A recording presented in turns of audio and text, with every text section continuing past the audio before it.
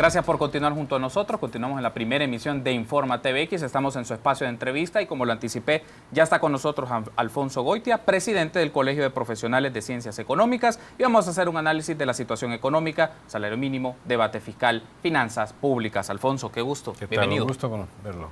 Gracias por tomar la invitación y acompañarnos esta mediodía. Les ofrezco rápidamente un contexto del tema que vamos a desarrollar en los próximos segundos. Retomamos en la entrevista el tema económico y en estos minutos nos interesa hablar de asuntos fundamentales como acuerdo fiscal y gestión de las finanzas públicas. En una entrevista hace unos días, el secretario técnico de la presidencia, Roberto Lorenzana, declaró que el Estado enfrenta dos obstáculos que no le permiten aumentar su inversión pública ni tampoco cumplir los objetivos de desarrollo sostenible. El primer obstáculo es la economía nacional no crece lo suficiente y el segundo, una baja carga tributaria.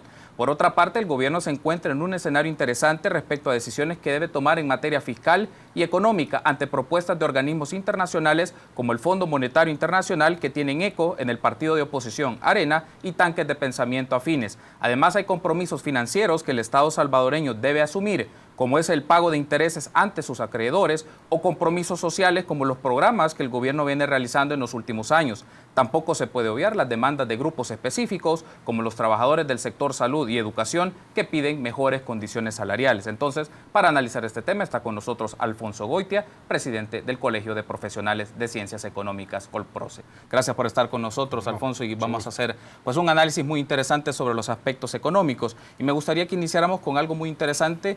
Bueno, lo considero relevante en un artículo de opinión que recién se publicó en Contrapunto, de autoría de Julia Evelyn Martínez.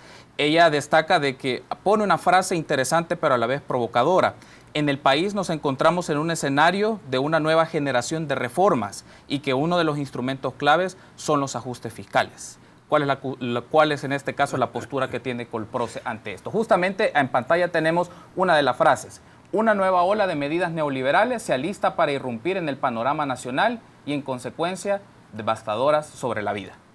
Valoraciones, Alfonso. Bueno, mira, primero que nada yo esperaría que no sea así. O sea, primero lo que nosotros estamos percibiendo es que la política gubernamental y específicamente la política fiscal no va por ese camino.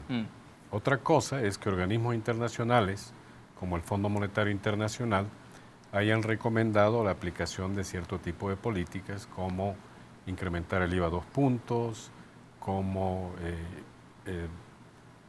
crear el impuesto predial, incrementar el nivel de renta a los tramos más altos o reducir subsidios, etcétera.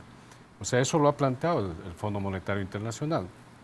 Algunas de las medidas que plantea el fondo son viables, porque en eso ha estado la política gubernamental. Por ejemplo, la focalización de los subsidios es una tarea que viene de hace años, desde el gobierno anterior, que se ha venido focalizando el subsidio al gas, se está buscando ahorita focalizar el subsidio a la electricidad.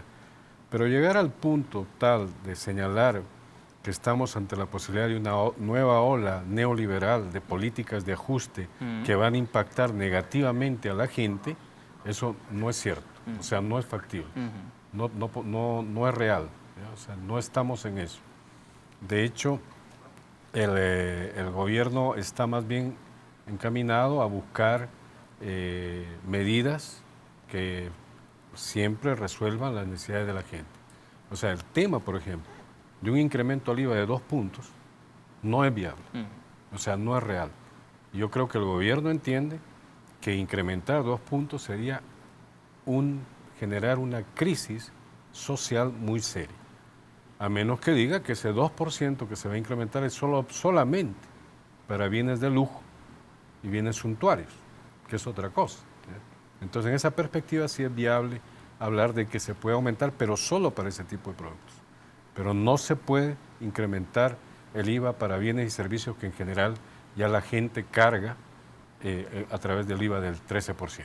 ¿Hasta qué punto el gobierno tiene un margen de acción, Alfonso, o un nivel de autonomía sobre las recomendaciones que el Fondo Monetario Internacional puede disponer en algunas áreas de intervención económica, que puede ser en flexibilización laboral o en otro tipo de condiciones económicas? ¿Qué tanto el gobierno, valora usted, Alfonso, tiene ese margen de acción para desarrollar su propia política económica y no estar supeditada ante estas recomendaciones, entre comillas?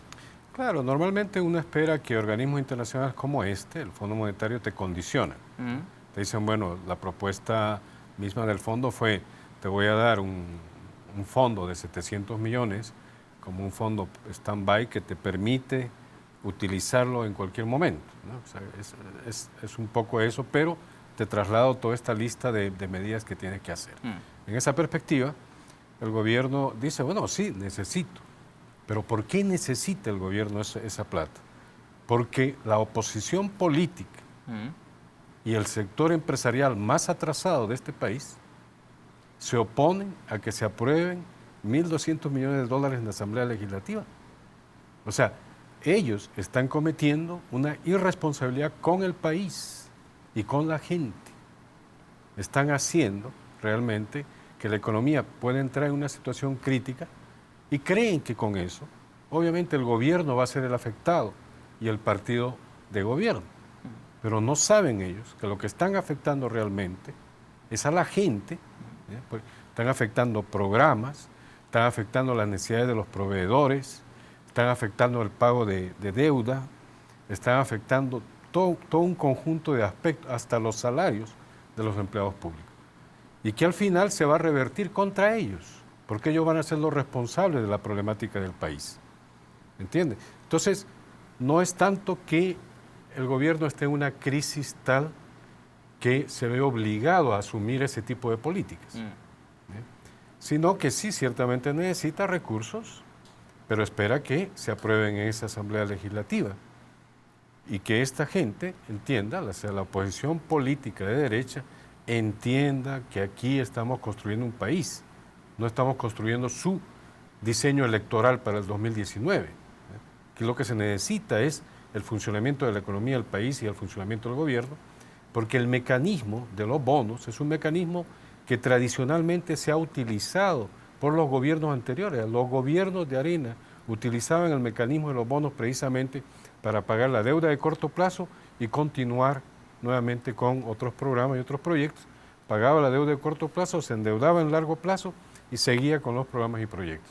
Entonces, no es nuevo, ¿ya? O sea, entonces yo diría que en este caso el gobierno no está en este momento en una situación tal que le obligue a asumir ese tipo de medidas o medidas de ajuste que puedan perjudicar a la gente. Bajo su criterio, Alfonso, entonces el marco de análisis y de decisiones sobre este tema recae en la Asamblea Legislativa. Es decir, ahí es el espacio donde se tienen que generar los consensos adecuados para tomar decisiones sobre esto. Y pongo un ejemplo muy particular, el anteproyecto de ley de responsabilidad fiscal. Claro. Tiene más de 2 años esta discusión. ¿Cómo valora usted cómo este anteproyecto de ley puede constituirse como una primera pieza del consenso entre los actores políticos para el manejo de las finanzas públicas y también la gestión saludable de las finanzas públicas? Sí, mira, es que la ley de responsabilidad fiscal, sí, ya el presidente mismo ha planteado de que está dispuesto a analizar y ver cuál es la propuesta que sale entre los partidos políticos al respecto.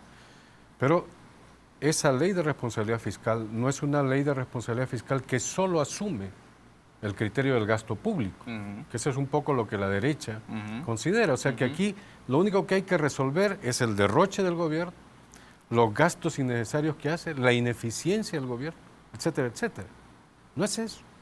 Aquí hay que discutir en una ley de responsabilidad fiscal los gastos, que ciertamente tienen que ser eficientes, tiene que no derrocharse, tiene que ajustarse de alguna manera el cincho del gobierno, tiene que reducir gastos que son innecesarios.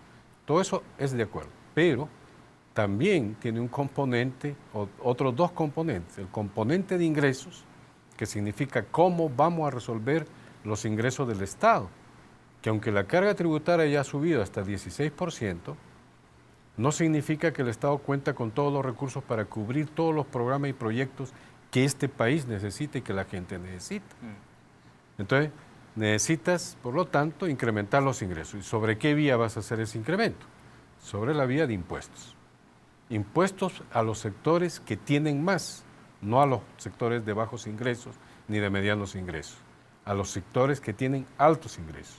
A esos hay que aplicarles otro tipo de impuestos, como el impuesto predial, el impuesto al patrimonio, el impuesto a la renta en niveles más altos, etcétera, etcétera, ¿no? Entonces, hay toda una gama de ese tipo. No, es interesante esta mención que usted hace, Alfonso, de cómo se ha sobredimensionado el tema del gasto, porque se ve como un gasto, como algo que se despilfarra, pero ojo, hablar de programas sociales o intervenciones, y aquí es el asunto, creo el meollo del asunto es el rol que va a tener el Estado en los próximos años en asuntos sociales claves, pero en el discurso de Institutanques de Pensamiento, el partido de derecha menciona con claridad que esto es un derroche, pero ¿cómo lograr este puente de negociación de que el Estado debe ser claro y debe ser visible en acciones concretas para la ciudadanía en el día a día?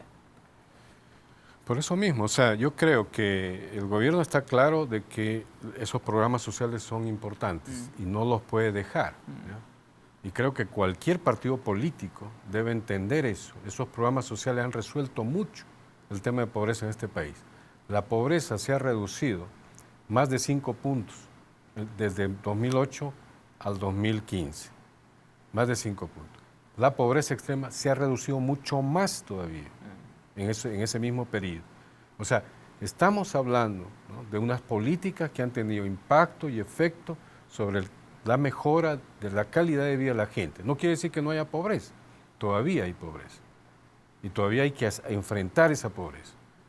Posiblemente no solamente con estas políticas, sino que con otras políticas que generen empleo e ingresos a las familias. ¿Ya? Entonces, no podemos hablar de que eso sea el derroche.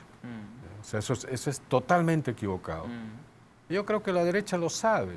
La derecha política entiende eso. Lo que pasa es que quiere afectar al gobierno. Nada más tiene una visión de cómo lo afectamos de tal manera que estos no puedan ganar las elecciones ni el 2018 ni el 2019.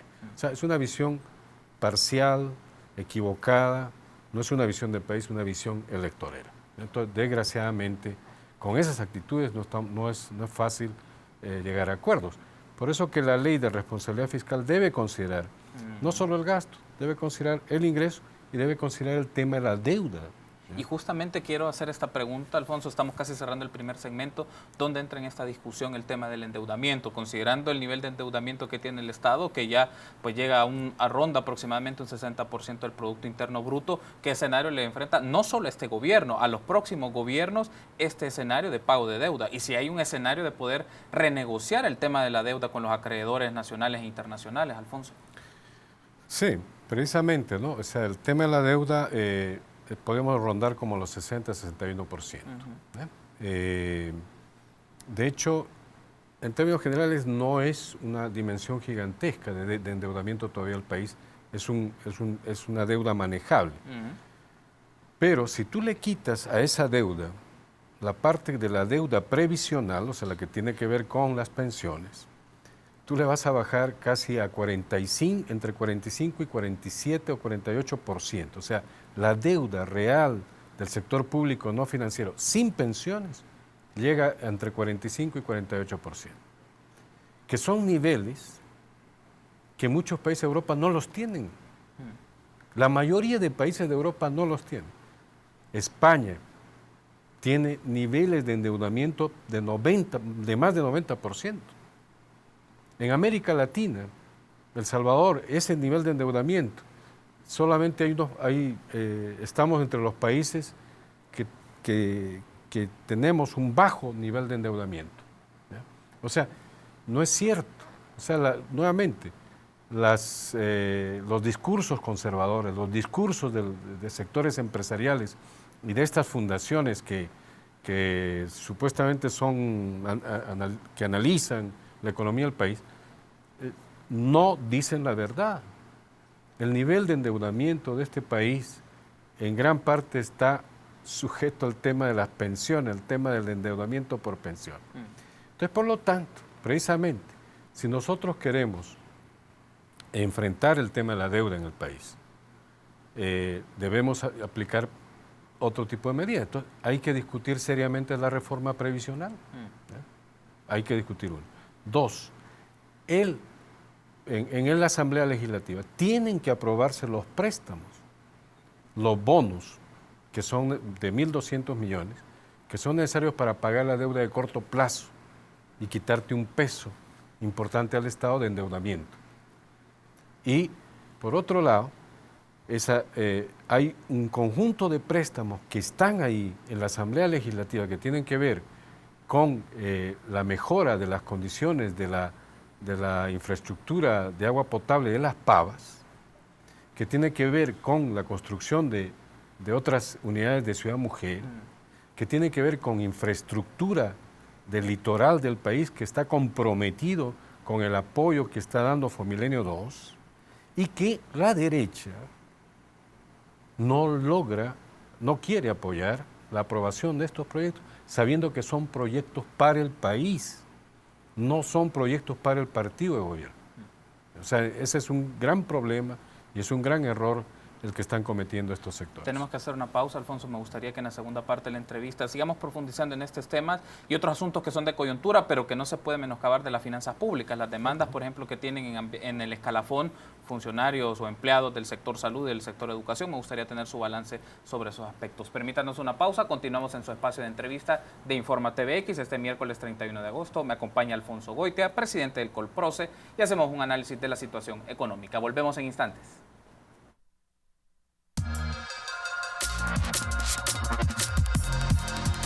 Continuamos en su espacio de entrevista de Informa TVX Primera Emisión. Cerramos el mes de agosto y lo hacemos con un análisis económico. Nos acompaña Alfonso Goitia, el presidente de Colproce, Colegio de Profesionales de Ciencias Económicas. Retomando entonces la entrevista, Alfonso, el tema de evasión y elusión fiscal es importante. Oxfam lo ha posicionado en los últimos meses, mencionar de cómo ha aumentado el tema de la evasión fiscal y también el caso de que los ultrarricos mueven sus finanzas a offshores o paraísos fiscales. ¿Cómo esto también afecta las finanzas de un gobierno, Alfonso? Claro, precisamente lo que hablábamos hace un momento, ¿no? Una ley de responsabilidad fiscal también tiene que tomar en cuenta el tema de la evasión y la elusión fiscal, porque la evasión es una forma de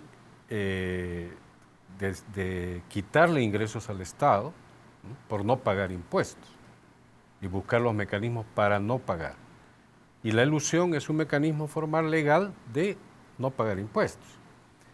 Entonces, en el caso de los fondos de la elusión, por ejemplo, o sea, hay lo que se llama un dato que maneja el Ministerio de Hacienda que se llama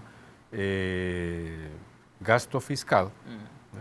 Que tiene que ver con todas las medidas de incentivos, apoyos que se da a empresas y sectores en el país, y eso asciende a más de 700 millones de dólares. Solo eso. O sea, si tú eliminas todos esos incentivos, el gobierno obtiene los 700 millones. Pero no es así, porque los incentivos sirven para que las empresas produzcan, mejoren, puedan tener condiciones óptimas para seguir desarrollándose. Entonces, pero se puede revisar todo ese marco de la elusión, revisar qué realmente tiene impacto y qué no tiene impacto en la economía del país y en los sectores a los cuales se está dando esos incentivos y empezar a limpiar aquello que no tenga sentido, por un lado. Y por el lado de la evasión, obviamente ya el Ministerio de Hacienda ha tratado de plantear una propuesta de cobro administrativo inmediato, Justo o más lo están rápido. discutiendo en la Asamblea Legislativa estos días. Exactamente. Entonces, están discutiendo eso porque realmente el mecanismo de la evasión, si no entras rápidamente a controlarlo a través de una ley como esa, por ejemplo, obviamente eso se te diluye en el tiempo. De tal manera que cualquier juicio por no pago de impuestos puede durar hasta 15 años. Y en 15 años ya pasaron 3 gobiernos. ¿Ya? Entonces no tiene sentido. Entonces, un mecanismo ágil, expedito, obviamente que tiene que ser bien manejado. No puede ser manejado arbitrariamente o de alguna manera inadecuadamente por el Ministerio de Hacienda. Eso hay que tener mucho cuidado. Pero el mecanismo es idóneo para resolver el problema de evasión.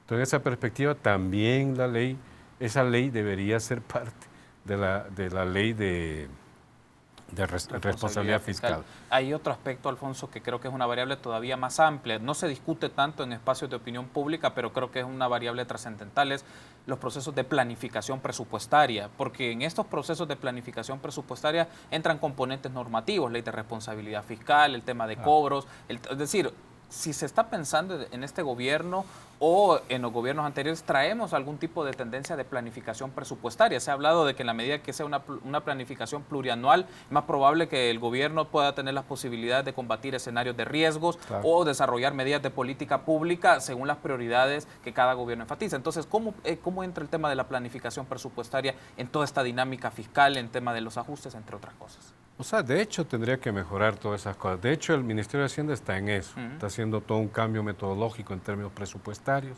que permita tener esa visión de un presupuesto plurianual, que le permita, como tú dices, medir ya en el mediano plazo, en tu periodo, qué puede acontecer y qué riesgos hay, de tal manera que tú ya tienes calculado, ¿no?, cuánto es tu presupuesto para cada momento, de tal manera que no cada año estás esperando a ver qué decisiones tomas, sino ya tiene una perspectiva de mediano plazo o largo plazo que te da más garantía de que lo que tú vas a hacer va a estar mejor para sustentar el crecimiento o el desarrollo del país. Aunado a ese marco de presupuesto plurianual, es importante el esquema de planificación del gobierno. O sea, tiene que haber un plan más desarrollado. No, el actual es un plan indicativo. Tiene que haber un plan real con metas, con criterios objetivos, con criterios de financiamiento requerido, toda una serie de cosas, ¿no?, que tiene que ser trabajado. Para eso ya hay una Secretaría de Planificación, ¿no?, pero que debería mostrar efectividad, o sea, tiene que mostrar qué está haciendo alrededor de la planificación de largo plazo del país. No simplemente que ya hizo el plan y se olvidó, no, queremos ver cuál es el plan más en concreto de cada área, cuáles son los fondos y los recursos que se requieren, de dónde se van a conseguir, etcétera, etcétera, porque eso se traslada, obviamente, al Ministerio de Hacienda para su presupuesto plurianual. Alfonso, también en la coyuntura, lo menciono por algo más puntual, pero está involucrado a los fenómenos que hemos estado discutiendo en el transcurso de la entrevista. Es, por ejemplo, miembros de trabajadores, del movimiento de trabajadores de la Policía Nacional Civil están demandando mejores condiciones salariales. Por otra parte, empleados del sector salud están demandando el pago de su escalafón, igual en el caso del Ministerio de Educación. Entonces, ante esas circunstancias, ¿cómo puede reaccionar un gobierno que es un compromiso que tiene para el pago y de las condiciones salariales de estas personas, pero por otra parte está un poco limitado para tener los fondos necesarios para cumplir tales compromisos? Yo creo que aquí hay dos cosas, ¿no? O sea, en eso hay que tomar en cuenta que los trabajadores tienen razón. Obviamente uno espera que cada año sus ingresos mejoren y por lo tanto sus salarios mejoren. No sé si el escalafón de salud sea el mejor en este momento para hacer esos aumentos salariales, ¿no? Habrá que revisar, reformar si es necesario, pero de tal manera que ese escalafón resuelva adecuadamente en los próximos años cómo se va a incrementar los salarios de los empleados públicos. Igual en educación, ¿ya? O sea, hay que revisar, hay que analizar y ver cómo va a ser. De hecho, esa es una cuestión. De hecho, durante 20 años de los gobiernos de Arena, los trabajadores empleados públicos no fueron incrementados en términos salariales. O sea, no les daban incrementos salariales. Algunas presiones hicieron algunas instituciones de salud y educación precisamente sobre esto, pero aún con ese nivel, con ese planteamiento del escalafón que tenían, los gobiernos de Arena les negaban el aumento y les decían dentro de 2 años, dentro de 3 años, dentro de 4 años. O sea que casi nunca les dieron, ¿ya? O sea, lo que quiero decirles es, y más bien estos gobiernos, los últimos gobiernos y han estado más bien analizando cómo resolver. Yo creo que hay que resolver el problema, pero adecuadamente, donde los trabajadores tienen que entender también que el gobierno tiene grandes limitaciones financieras, sí, y que esas limitaciones financieras tienen que ver precisamente con la irresponsabilidad de este sector que niega las posibilidades de recursos para solventar precisamente la capacidad financiera del Estado. Si el Estado tuviera esos recursos rápidamente, pudiera desarrollar acciones concretas de pago de proveedores, analizar las perspectivas de cómo se puede aumentar, pero con esa irresponsabilidad o con esa poca responsabilidad de estos sectores en torno a las necesidades del gobierno y de estas demandas de los trabajadores, obviamente ahí tenemos esa gran dificultad. Alfonso, estamos casi cerrando la entrevista, pero hay un último tema que quisiera preguntarle. El salario mínimo. La discusión del salario mínimo creo que no ha tomado la fuerza o no ha retomado nuevamente la fuerza que se esperaba. Se llegó a un acuerdo que ha sido polémico, discutido, porque se mantuvo un asocio entre la representación sindical y la representación empresarial versus la representación de gobierno que tenía sus propuestas. Entonces, ¿cómo está leyendo Colpros este proceso? ¿Cómo ve Colpros el tema de que el salario mínimo debería ser un tema de discusión todavía más fuerte y el posicionamiento que ha tenido el Ministerio de Trabajo ante la decisión tomada ya hace algunos meses? Bueno, yo entiendo que sí, hubo un acuerdo entre el sector laboral y el sector empresarial de incrementar 5% cada año durante 3 años, ¿no? O sea, obviamente lo que se planteó en ese momento es que eso es insuficiente, totalmente insuficiente. Un incremento de 5% anual en 3 años no le resuelve a la gente su preocupación en términos de su calidad de vida, de sus necesidades básicas, de sus necesidades de educación para sus hijos, etcétera, etcétera. O sea, no resuelve. Entonces hay que buscar una alternativa y la propuesta gubernamental era, bueno, $300 en el área urbana y 250 en el área rural. La economía está creciendo. Ya el presidente del Banco Central dijo que la economía en este año se espera que crezca entre un 3 y un 3.2%. O sea, estamos en el mejor escenario de los últimos 7 años. O sea, para que los empresarios entiendan eso también, para que vean que discutir un aumento del salario mínimo significativo no es un problema que los va a afectar, al contrario. Precisamente el análisis que se hace del Banco Central demuestra que un incremento importante del salario mínimo va a tener un impacto fuerte en la capacidad de demanda de la gente y en el crecimiento de la economía. O sea, estamos en esa perspectiva. Entonces, señores empresarios, ayuden. El salario mínimo que se está planteando en El Salvador por parte del gobierno aún ni siquiera llega a los salarios mínimos que están en la región. Son más bajos, es más bajo. Sí. Entonces, yo no entiendo cómo nos negamos a esa posibilidad. Yo he planteado en el Consejo del Salario Mínimo que sí, que se busque el salario más alto posible, la propuesta gubernamental en todo caso, pero que se analice bien detenidamente cómo se va a manejar ese incremento salarial. Puede ser ciertamente de $300, pero manejémoslo en aumentos por cada año, en 3 años. Manejemos, bueno, sectores que han sido golpeados por la roya, etcétera. Bueno, analicemos sus condiciones. Veamos cuánto se puede incrementar. O que en este caso estamos hablando del café, digamos, sí, ¿no? Que son los cafeteros son los que más se preocupan de estas cosas, aunque han tenido un bajo salario mínimo que pagan a los trabajadores agrícolas. En el caso del azúcar, yo entiendo ya que hay un acuerdo de que ellos están dispuestos a aceptar cualquier incremento que se asuma en decisión del Consejo. Entonces, hay posibilidades de buscar lado a todas las cosas, de tal manera que podamos tener una cuestión de consenso entre las partes, ¿ya? Y resolver el problema de un buen incremento de salario mínimo para los trabajadores. Cierro con esto, Alfonso. ¿Cómo lograr estos consensos políticos? Los temas al final de pensiones, el tema de responsabilidad fiscal, pasa por una negociación política y una negociación implica a veces hasta ceder, pero ¿qué significa vislumbrar una negociación política? Bueno, yo creo que los partidos políticos tienen que tener la capacidad de sentarse, de quitarse los espectros negativos, digámoslo así, y entrar en una posición más en función de país y en función de sectores sociales, y en sectores que pueden ser afectados, etcétera, y en esa perspectiva buscar salidas para eso, ¿ya?